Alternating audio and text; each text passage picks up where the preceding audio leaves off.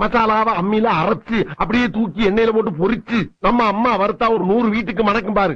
அந்த மாதிரி கமகமகமகமகமகம்னு சமைச்சு மண்டைய மாமனுக்கு வாழைய மருமனுக்கு நடு துண்ட உன் தம்பிக்கும் தனியா பொரிச்சு கொடுக்குற. எனக்கா இன்னைக்கு சமையல பின்னு பின்னு பின்ற. இதுலதான் உன் தம்பி மேல எவ்வளவு பாசமா இருக்குன்றத பாக்க போறேன். அத்தை நான் மீன் குழம்பு வைக்கிறேன் அத்தை.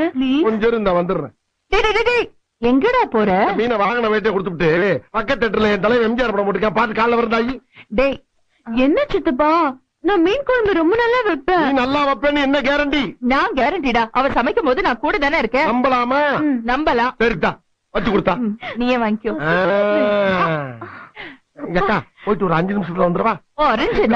5 நிமிஷத்துல என்னடா பண்ண முடியும்? சரி கூட ஒரு 5 நிமிஷம் சென்று வர்றேன். மீனை பச்சையா பாக்கும் போதே நாக்கு துடியா துடிக்குதே. ஏன்டா பூனை கருவாடு கலையிற மாதிரி அலையிற? போடா போடா.